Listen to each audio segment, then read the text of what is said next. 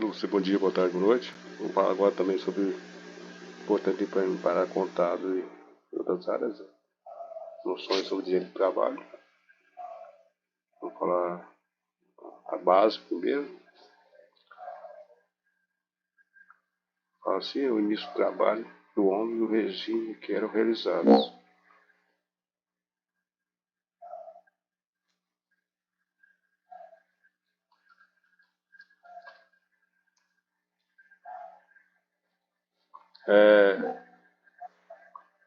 Para iniciar a nossa conversa, vamos imaginar que há um tempo em um mundo sem limite e governantes, portanto, sem leis, o homem já trabalhava de forma primitiva, trabalho voltado exclusivamente para sua própria subsistência. Consistia em plantar, caçar e lutar contra seu semelhante, o mesmo contra demais que o ameaçava.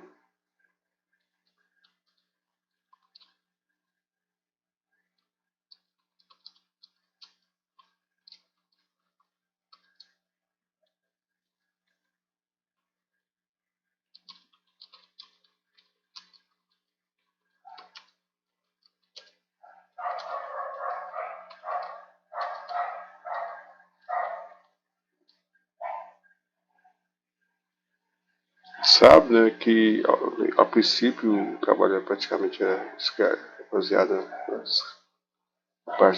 com escravos, né? O mundo era constituído por trabalho escravo, tanto na parte física e na parte realmente funcional do trabalho, né?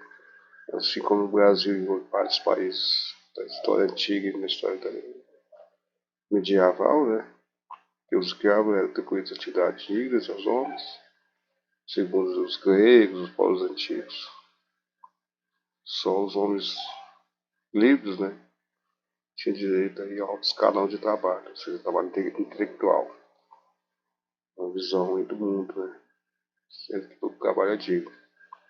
Também o proprietário, o escravo, poderia negociar como mercadoria, né, com outra pessoa, como terceiro, com outro proprietário, tipo uma outra empresa, fazenda, entendeu? Como se fosse uma mercadoria, ou era uma mercadoria, né, ou moeda. O regime de escravidão foi muito utilizado pelos povos da antiguidade, como já falamos, gregos, egípcios, romanos. Os escravos não tinham direito à liberdade, era uma mercadoria, e não recebia nada, apenas o alimento básico para poder sobreviver. Segundo Jorge Neto Cavalcante, da página 3. Formalmente, né, ou seja, segundo nossos livros, a escravidão perdurou até metade aí do século XIX. A gente sabe que hoje existe trabalho escravo, não, mas não em grande escala como antigamente, né? Ou do século XX para trás, aí, XIX. Mas sabe que na prática ainda existe muitos trabalhadores nessa condição, como já falamos. Pois bem, o terceiro momento da evolução do trabalho que merece está aqui a servidão encontrada nas sociedades feudais, ou seja, com o início aí da era industrial, pré-industrial, começou aí o regime feudal, início da era comercial, né? Com o declínio do Império Romano no Ocidente, iniciou em torno do século IV depois de Cristo. Houve o desaparecimento do poder governamental central até então existente. Assim, os nobres, que ainda eram proprietários de terras, chamados de senhores feudais, preocupados com os sacos que estavam se tornando muito frequentes na cidade, passou a criar centros populares. Começou a formar cidades, né, os feudos, e levaram consigo pessoas preocupadas em se proteger, evitar capturas, ser capturados como escravos.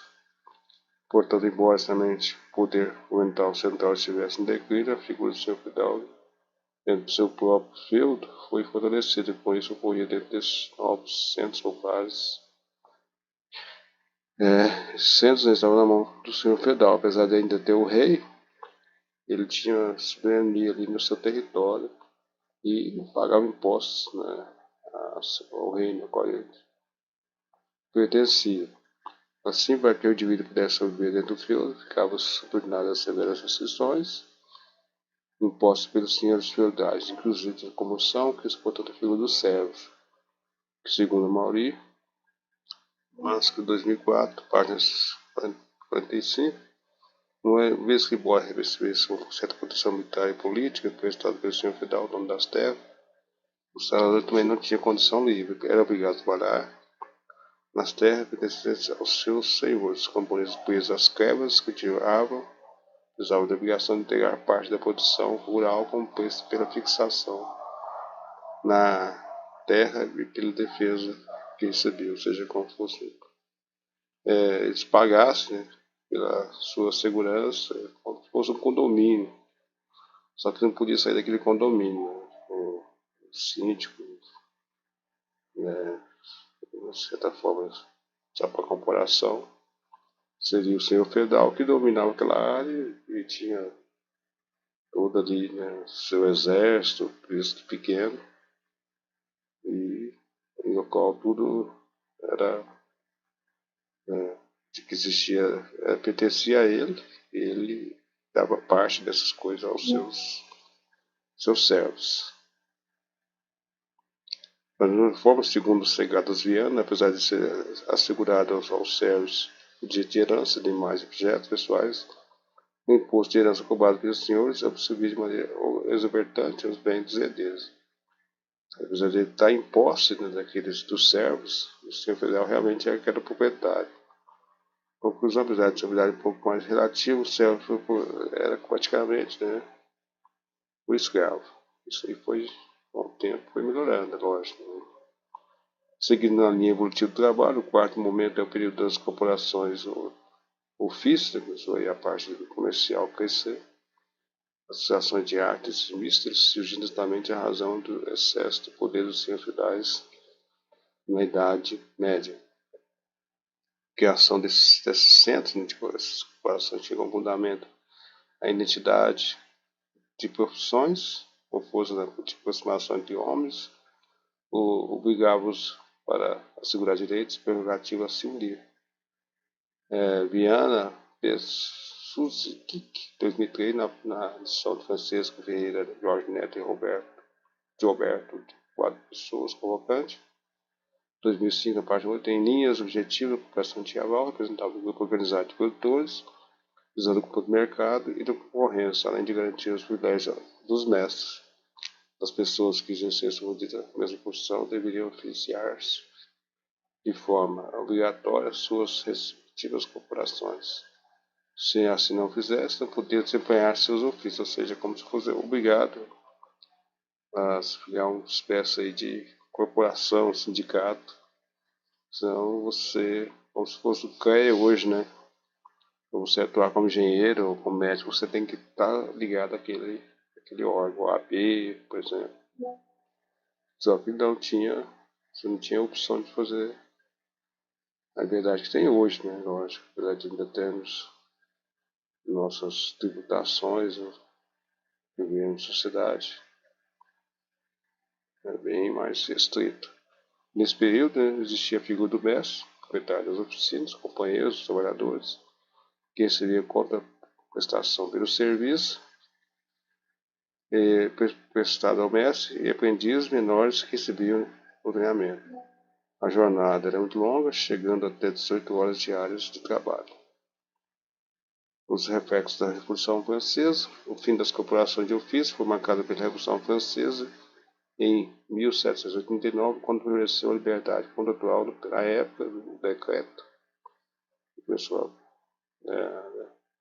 direito à liberdade, tá? Pedindo a liberdade contra a lei de Shepard, de 1791, na França, proibir o recrutamento das corporações de ofício, o grupamento de profissões e as coalizações.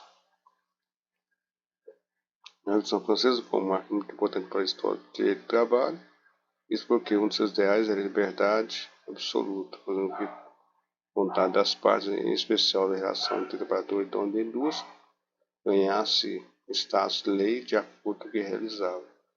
do ponto de vista jurídico, significa ter autonomia para contratar de forma que as partes interessadas desejam sem qualquer limite ou proteção.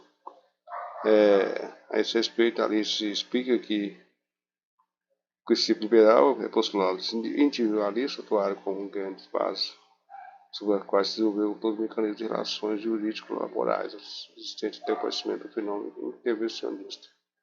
Os indivíduos adquiriam sua vontade e poder supremo para realizar todos aqueles atos jurídicos, os quais podiam ter posto lei entre as partes para aceitos voluntariamente. O Código de Napoleão, 1804, revela a vontade contratual com forma suprema de relações jurídicas, e assim, o artigo 1, 1134 do jurídico, diploma dispõe que as convenções de força de lei para que se eleve. Por outro lado, o artigo 1115 do mesmo diploma legal, condições de revogação de convenções de consentimento mútuo de partes ou as causas que a lei autoriza. Ou seja, a lei, né, tinha um certo direito, mas era restrito, né? Era como se o dono do ofício determinava a lei, né? E se o dono de uma grande indústria desejasse alguém para contratar, né, alguém para 15 horas, seria perfeitamente possível, desde que houvesse algum interessado em precisar força de trabalho. Não tinha limite de horas trabalhadas, ou seja, o próprio dono determinava, né? Se a pessoa aceitava, era obrigado. Ou seja, não havia uma lei prevendo limitação do número de horas possíveis de serem trabalhadas, bastando simplesmente um acordo do patrão empregado. Logo, sequência da Revolução Francesa, considerou a liberdade, nós temos o período da Revolução Industrial. Fica por aqui, depois a gente começa a falar sobre a Revolução Industrial, dando continuidade ao tópico do direito do trabalho e uma breve história da história do trabalho no mundo. Valeu?